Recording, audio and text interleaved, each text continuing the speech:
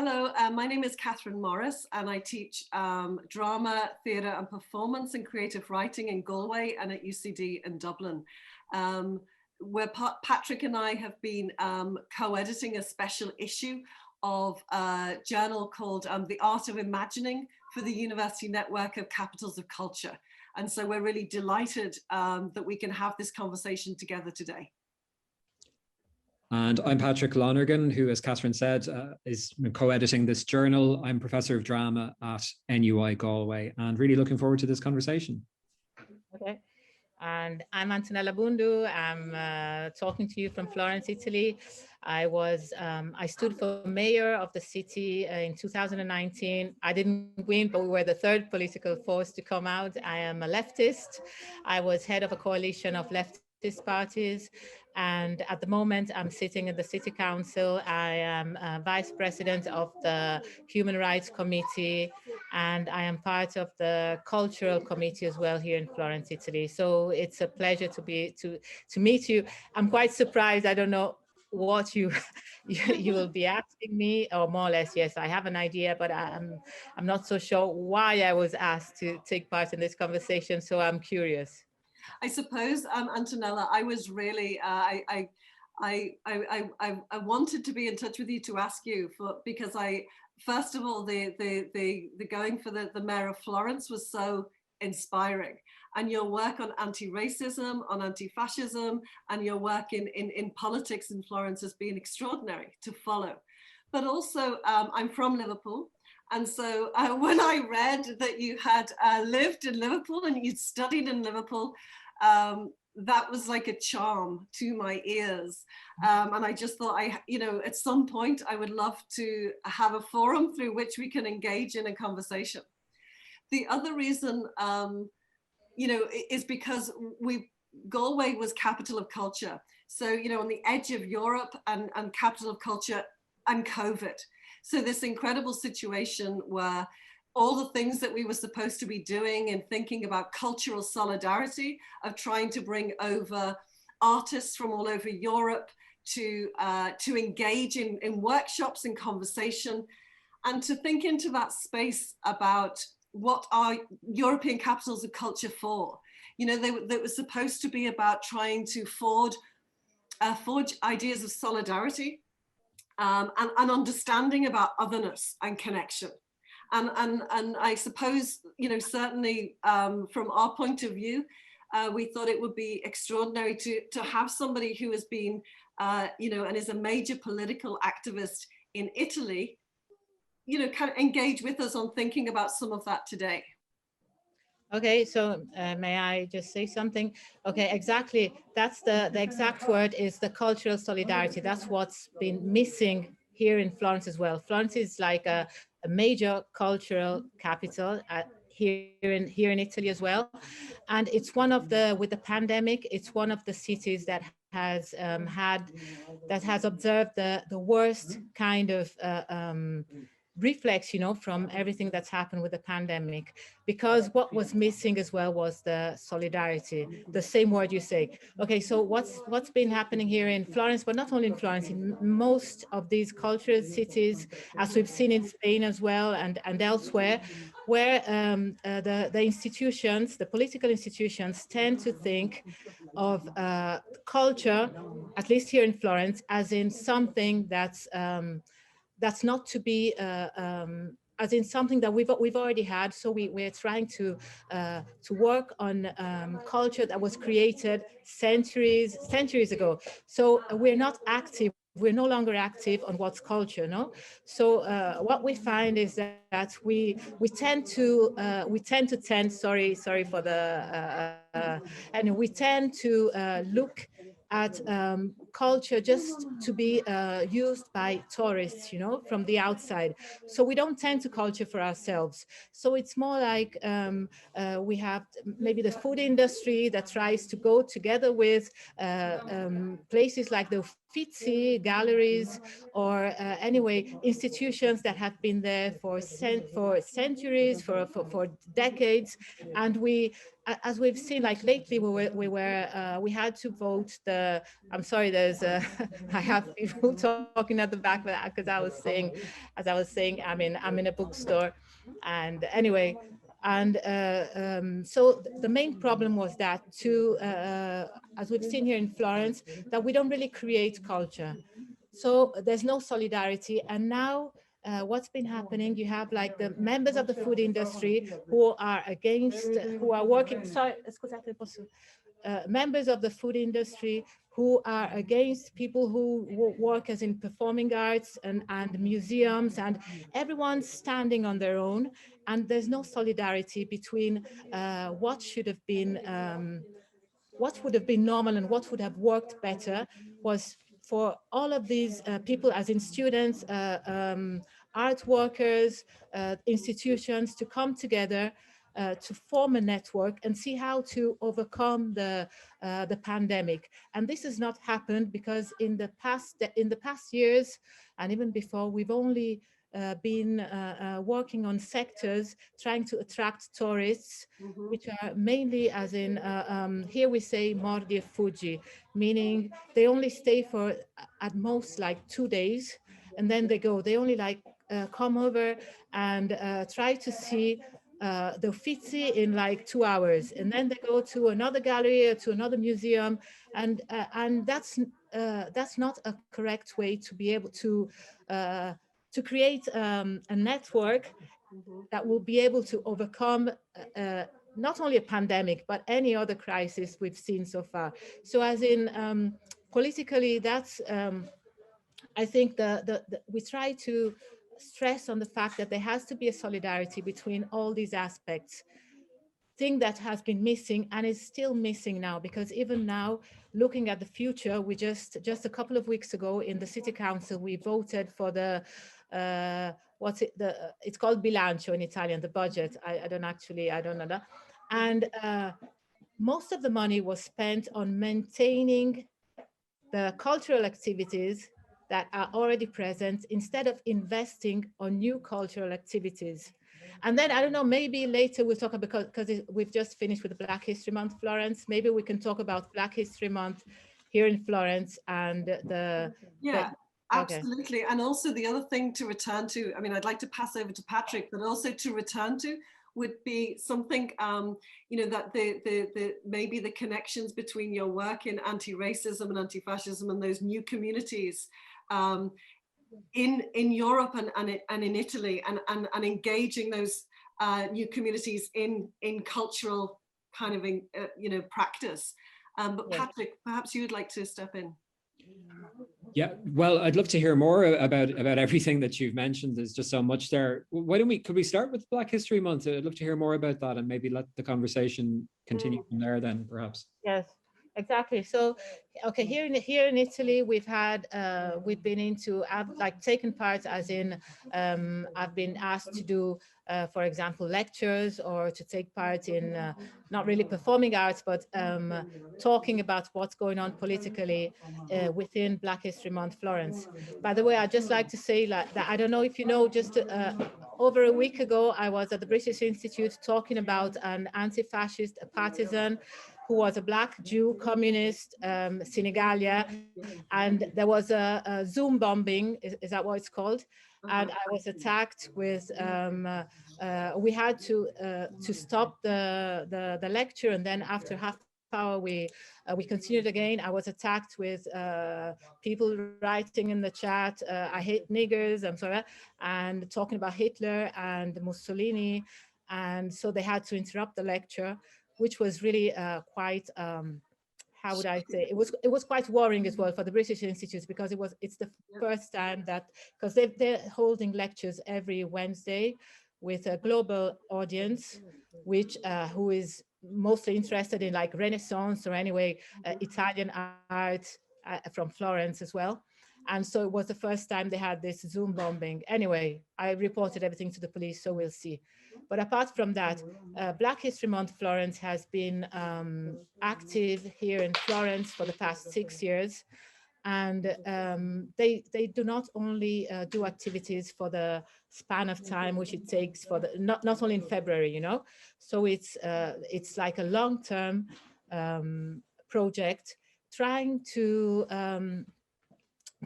show some culture, some Afro-descendant culture here in Italy, because the main problem we would have, because before Catherine, you were saying you would like me to say something about the, let's say how it affects the culture here, you know, as in the community. I suppose you meant as in the Black community as well, or any Afro-descendant community. But unfortunately, here in Italy, we are quite far away from trying to see the society as it really is, as in multicultural. For example, coming back to Black History Month, they did last year, starting from last year, which was a long project with the Uffizi Gallery, which is one of the, as we're saying, the most important museums in the world. They had some interaction anyway, an activity trying to show the Black presence within centuries inside the Uffizi. And you had the right wing protesting underneath the museum, saying that the Afro-descendants, or anyway, they were trying to instill Blackness into the Uffizi instead of showing what we've been having as I suppose you know, because you're into, I'm sure you know even better than I do, because the Italian culture has always been a mixed culture, you know. So the fact that we try now, as in modern contemporary Italy, they try to put the mixture of cultures aside and try to see Italy as in purity of, let's say, how would I say, because I'm Italian as well, but they try to, you know, to separate the type of culture they want to look at. So they wouldn't, for example, even take into consideration the Italian past, as in the Italian colonial past. We tend to say, us as in Italians, we tend to say the rest, like the British or even the Americans or the French or the Dutch, they were like bad people. But Italians, we say Italiani brava gente, meaning Italian, we're good people, you know? So we tend to forget the colonial past. We tend to forget that the racial laws stating that, I'm talking about the Second World War, and shortly before that, I'm talking about the fascists, stating that you had the pureness of the race was also, I think, to reassure the Italians that, yes, you know, there's a pureness in race, and we still haven't come to terms with what happened after the Second World War. As you may know, there was like, it was like an amnesty, you know, as soon as the war was over. So it was like, okay, let's forget about the past. So I think that's the main problem. That's why we tend to have, we tend to hear stuff like the one I heard a week ago with the Zoom bombing, you know, saying Viva il Duce, which means like, instead of Heil Hitler, Heil Mussolini and stuff like that. So most people tend to not to want to study the past, or at least try to forget the past. And that's what we had in the Uffizi. And we think that with Black History Month here in Florence, trying to show exactly the influence, not only of the past, but also of contemporary Afro-descendants here in Italy, I think is really important. And in every sector, obviously, not only in the arts, in music, in literature. For example, a week ago, they had this walk around Florence where you have like monuments, you have streets dedicated to people who had the opposite of glorious past, as in colonially. We're talking about, we have streets named after, for example, Via Reginaldo Giuliani, which is like a very long street, which we asked in the city council to rename because it's named after this man who was given a gold medal for being a perfect fascist. It's like in Germany, I don't think you would have a street named after a perfect Nazi. But here in Florence, not only in Florence, obviously, but here in Italy, we do. So I think there's a lot of work to be done. It's not very easy because, as I was saying, even culturally for the African community here, we're still fighting for basic rights. So maybe I mean, there's a kind of structural, institutionalized racism where before we talk about, we have textbooks where they say you have like for primary school, you have the boy turning to the girl saying, hey, why are you so black? Is it because you're dirty? Why is your hair like this? To try to explain, to talking about people who look different, ethnically. And we still study on these books. So I think there's a lot of work to be done to study the Italian history, to study exactly I think the importance of different cultures that have made up the Italian culture to be one. I'm sorry about, maybe I'm. No, and Black History Month. So which kind of brings me back a little bit to Liverpool. Because I grew up in Liverpool, the 70s and 80s, and it was only really in the 90s that the Slavery Museum was built and was opened.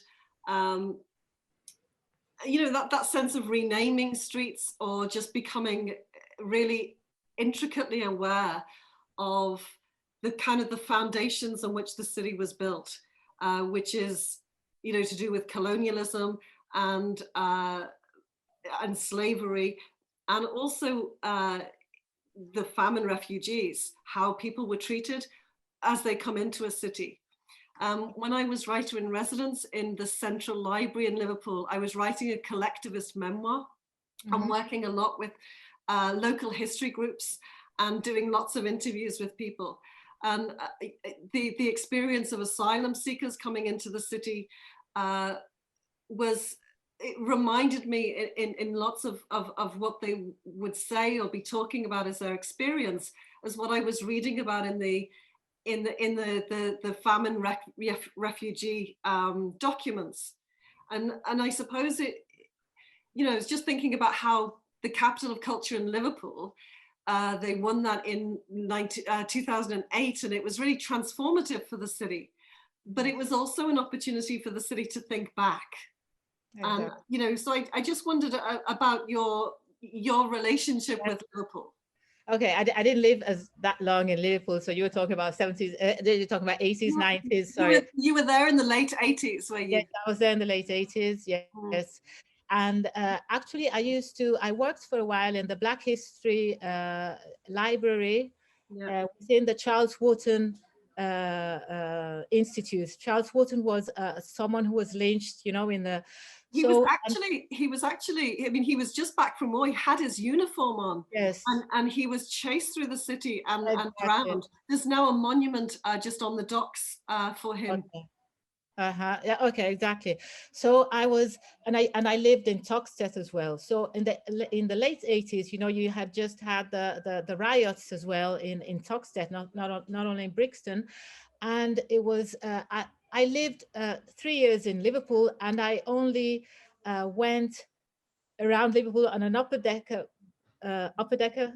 bus. Yes, just once. I went all around Liverpool because I think in the 80s you still had, at least in Toxteth, it wasn't actually only about, it was more about poverty. You had like well, at the beginning of the century, Toxteth used to be like a rich place. You had all at the beginning, obviously, of the late, not this century, of the one before, but like in the 1980s when I was there, it was mainly inhabited by poor people. So the majority of the people obviously were from with origins from Jamaica or from Africa or from I remember I used to feel safe within, but I remember coming, for example, when I was coming from Italy, maybe I would arrive at the train station and then I'd stop a cab and they'll say, "Where you going, love?" And I'm like, "Tuxteth," and they wouldn't take you there. You know, Mhm. it was really, I don't know where you used to live, but I don't know if you had that impression from being outside. Tuxteth was really like a, I say yes, I lived in Liverpool, but it was more like I used to live in Tuxteth because that's the only area I knew, and as in it was very lively, as in music wise, Mm. more than, you know. So you had people from all over, like from Manchester, from London, like during the weekend coming over. But apart from like the Black History Workshop, the Black libraries, the people I would meet, I didn't really I couldn't really tell you that much about the culture in Liverpool before. I went back later, you know, and shortly before 2008, and the docks and everything. I think I visited museums. I visited as in from outside, so I was more like a tourist. But when I lived there with my friends and family, I couldn't really tell you now what Liverpool was like, but because I could explain more about Toxteth, but it was like a city in a city, you know? Yeah. So I don't know if you, Yeah. we Thank you used to so go much. with the Black History Workshop. We used to go around in the area and interview the people who were like, they were in the late 80s at the moment, asking them what the impressions were, what impression they had about Liverpool at the beginning, like in the not very early, but like in the 1940s, in the 1930s, and so. And it was really, and we recorded everything down, and it was, that's where I had my, that's why I started being active as in politically, you know. It was a time when in France you had Le Pen, and you had demonstrations, and you had, anyway, it was really politically, I was active within Toxteth, not in the rest of Liverpool. So But it's I don't those know if that it's those oral histories that are often a major beginning point uh, for cultural solidarities, for learning, you know, about the history of a place and a becoming. Patrick, you left us there for a little bit. Yeah, my I internet was connection. bored. So, yeah, so I'm sorry I missed some of the conversation, but this nice thing about being able to watch back is to you know see what I missed. One of the things we've been talking to the contributors to our journal special issue about quite a bit is that obviously at the moment we're in the midst of the pandemic, and we hope that we'll get through to the other side in the not too distant future. But thinking particularly about some of the things you were saying at the start about cultural solidarity in Europe, how can we maybe even rethink about what cultural solidarity means after the pandemic when we get through this to the other side? I know it's a huge question, but do you have any reflections on that you could offer us? Well, the reflections, I think we could start talking about the what was missing at the beginning and how we can change it. Here in Italy, we have, as in cultural, let's say an example of a cultural city. We're talking about Venice or Italy, which have been totally, they're being called Disneyland now. They've been totally. The residents have been expelled from Italy, from the cities, and we only have, as we're saying, we're only attending to culture, as in old museums, as in a bed and breakfast.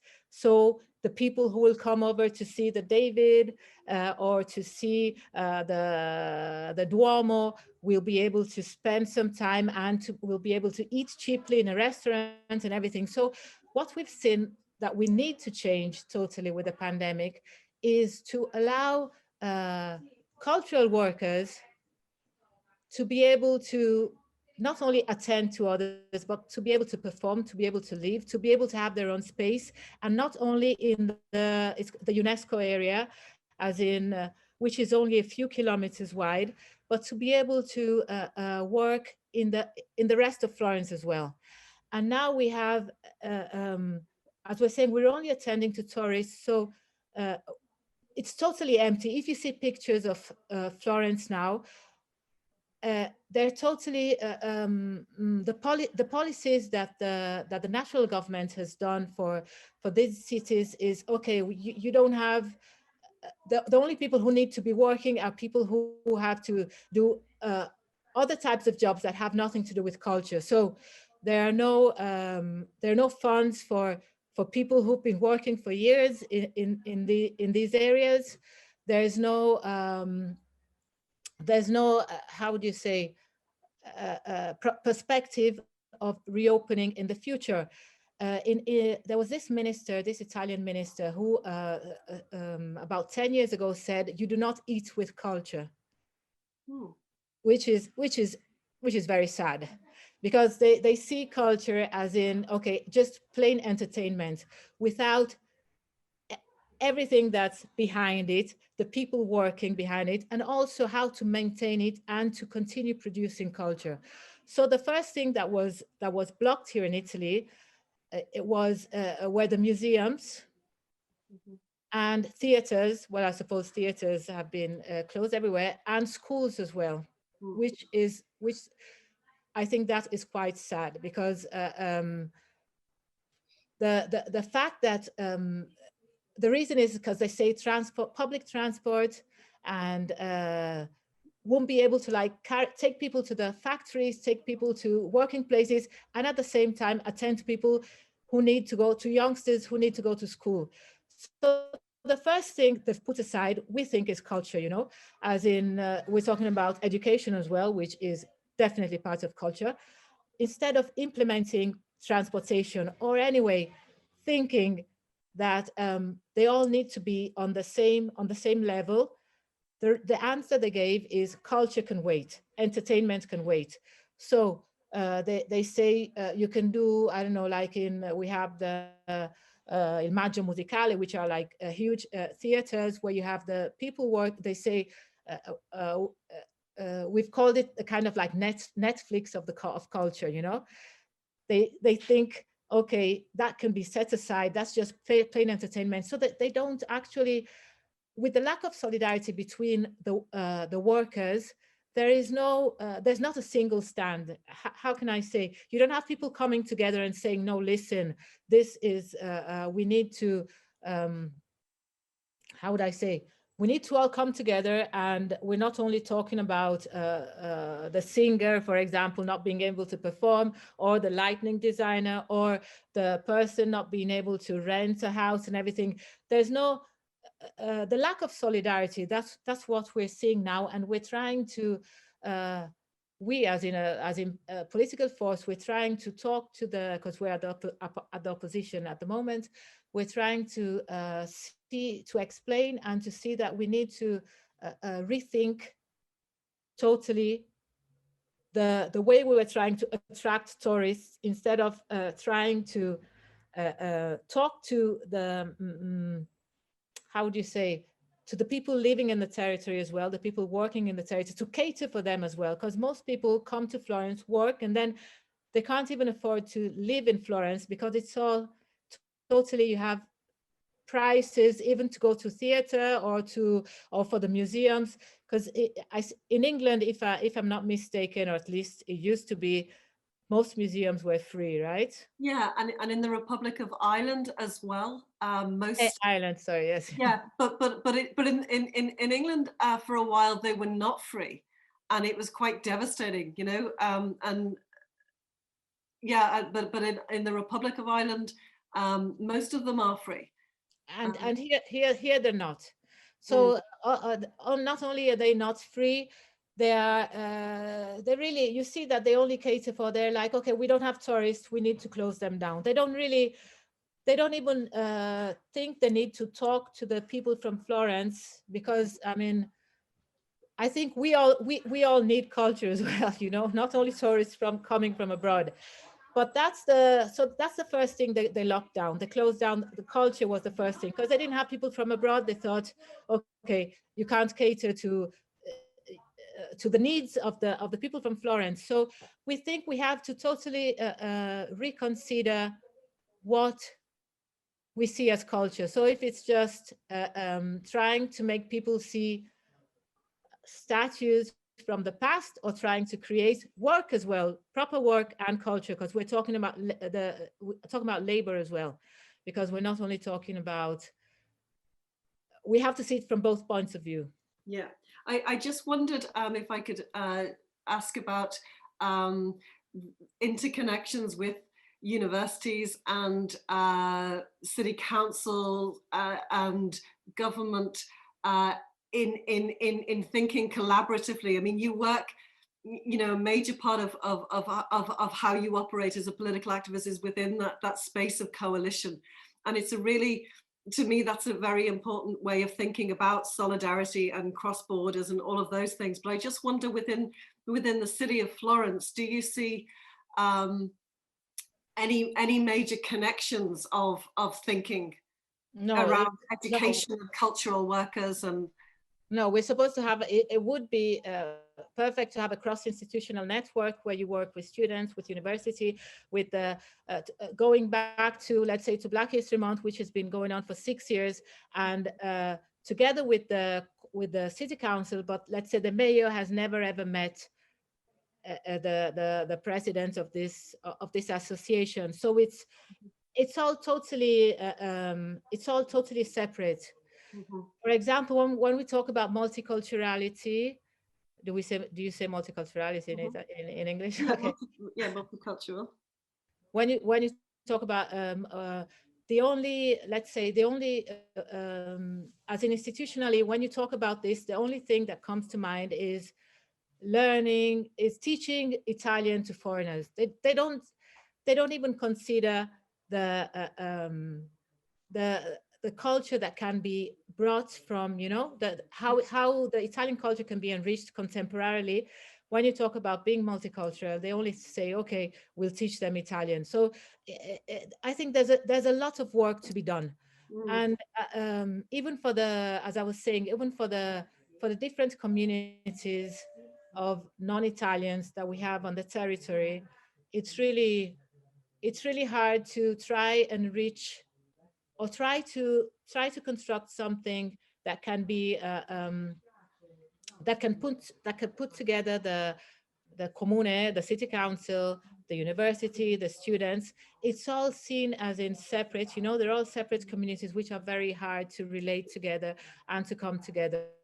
So I don't know how it is in Ireland, where you are at the moment, but here I think in Italy we're backward. How do you say?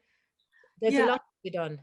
Yeah, a lot to be done, and a lot to be done here. I mean, Galway did, you know, have the capital of culture status, and that's usually an opportunity to forge those connections between, you know, thinking about what a city might be. And I suppose that COVID as well has really heightened that conversation around what people locally need and want, and what students want. I wonder, Patrick, did you want to come in there at all? Well, just following on from that, one of the things that seems to have happened with the pandemic is that it has made things possible or speeded things up that mightn't have happened otherwise. So, for example, in Ireland, one of the initiatives that's coming forward now is that artists will receive universal basic income, and that this is a pilot project that will begin with artists, but the idea is potentially to expand it to other people in the society. And it was very interesting to hear you talk about issues of you know, solidarity between different groups and so on, that the introduction of universal basic income for artists has been met entirely without negativity. Okay. People are either in favor or they're indifferent, but nobody is opposed to it. And you know, that's really good. And it speaks to the point that you're making earlier, that it is true that the Irish nation state tends to see culture as that thing from the past that brings tourists in. So to have a government that sees the artist as somebody in whom they need to have an ongoing financial investment, for want of a better word, is really interesting, I think. So I suppose to turn that into a question, it's again going back to that thing about, you know, can the pandemic make these kinds of initiatives more possible, whether in Florence or Europe or more broadly? Okay. As in, okay, let me give you an example. You're talking about a basic income for artists. Okay, there was we don't actually, okay, we have like a basic, we have help for many categories. But for example, there was in another region, which is which borders with Tuscany, which is Reggio Emilia, they did have, because you know you have like regional policies, different regional policies, where you had income to encourage for young artists during the pandemic, except they had to be Italians. So all non-Italian, exactly. So non-Italian artists could not, they could not get this income. So as I was saying, it's, I don't know if the point maybe of this conversation is also to know, as in community-wise, or as in, or in general. If we're just talking about in general, then you do have some incomes, but you do have a lot of discrimination, which discriminates artistically and culturally as well. So that's why I'm saying it's really, I think it's really worrying, because on the whole, artists, even Italian artists, as in, okay, the art industry, cultural industry, not just the artists, have been left behind, have been discriminated with all the help, the aid that's being done, as in from the government, from the regions, and from the cities. But also within who has been helped as well, there's been discrimination between Italians and artists from with different nationalities operating in Italy, which is the same also for other fields. For example, before the pandemic, if you had like doctors or people in the medical field, they could work only in private clinics or hospitals. But at the beginning of 2020, then the national government made a decree, a law stating that during the pandemic, or even let's say doctors or nurses who did not have an Italian nationality could be employed in the public sector. But then you had the various regions who instead made their own laws saying only Italian doctors could be employed. So on the whole, it's not just in the cultural field. I'm sorry, I don't always want to come back to saying the same thing, but I mean, it's quite difficult here in it would be, I think it would be very similar in Ireland in terms of those extraordinary moments in COVID where suddenly overnight homelessness is outlawed, and the COVID tests are free, you know, all of these things that seem so difficult over political time were suddenly solved. And I think that those moments have given people great hope that things can change, and that the idea and status of people, we have a lot of asylum seekers who are held in particular centres.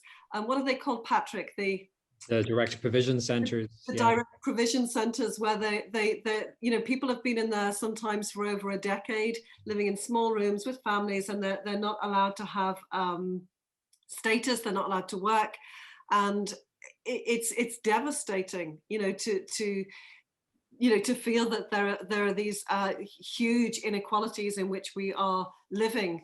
And often, students will come to the university who have managed to live and survive through direct provision.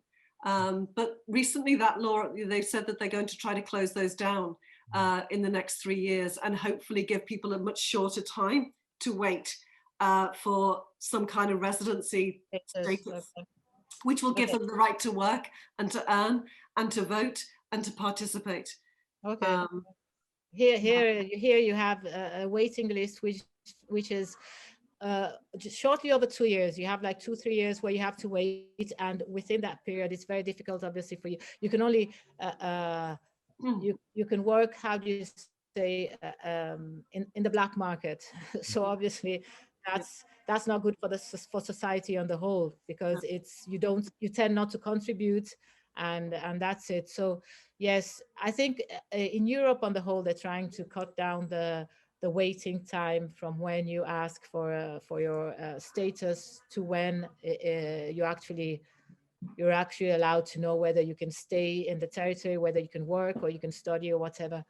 And yes. Do you see hopes, thinking about the European capitals of culture, do you see hopes in your own work for solidarities across borders in Europe and the European Union as something to engage in a very live sense in some of the issues that you're tackling?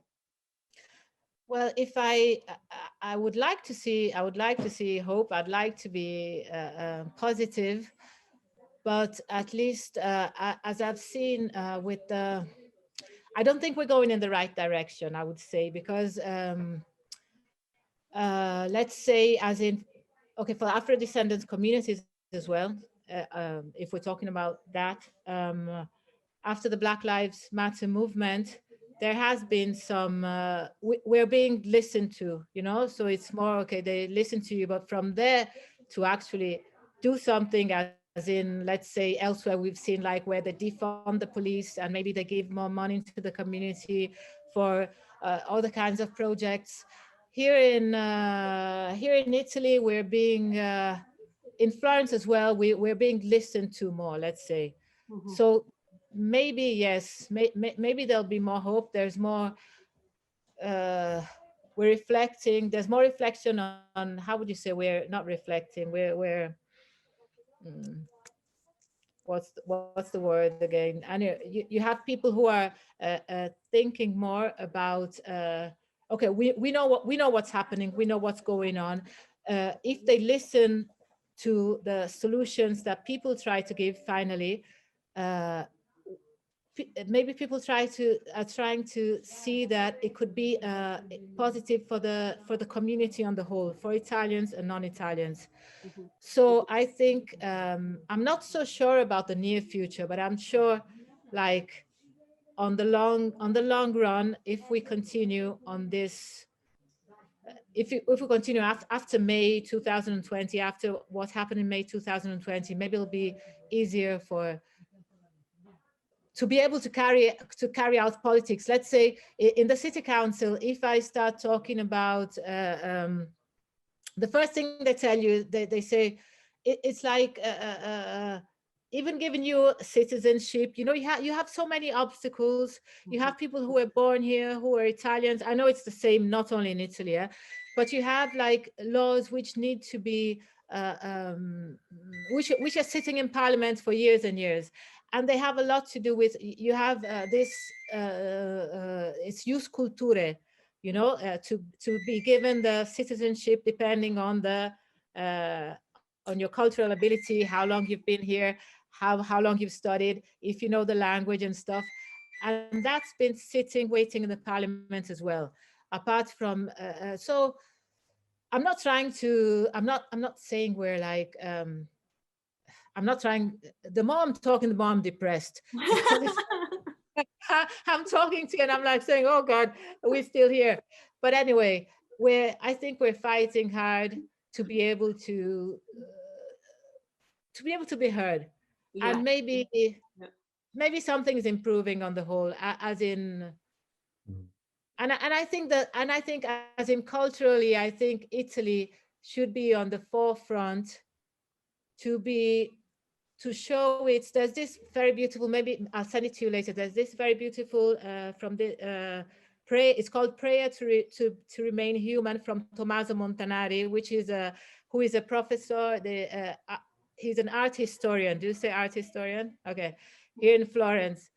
And I'll send it to you. And it talks about the mixture of cultures. It talks about how Florence was born, and starting from the churches, starting from the from all the saints, from all the cultures who have come into Florence, who have made Florence, not only Florence, Italy, what it is now. So I think Florence, as in for human rights, I don't know if you know, it's the first who abolished the death penalty, Il Gran Ducato di Toscana, okay, in the 18th century. So it's the first state who ever abolished in the whole world the death penalty. So and it's also called the City of Peace. And the mayor of Florence is the mayor of Eurocities as well, you know, as in, so I think we do have a lot to you've talked yourself back into optimism. I did. Exactly. Well, exactly. For now, I don't know how long it'll last. Yeah. Anyway. Well, that sounds like a good place to end it, unless there's anything else that anybody would like to add there. No, Yeah. Just to say thank you very much. It's been really interesting to hear from you, and like learned an awful lot in a short period. So thank you very much for your time. Okay, and hopefully one day we'll welcome you in Ireland. Yeah. Okay, I hope so. Yeah.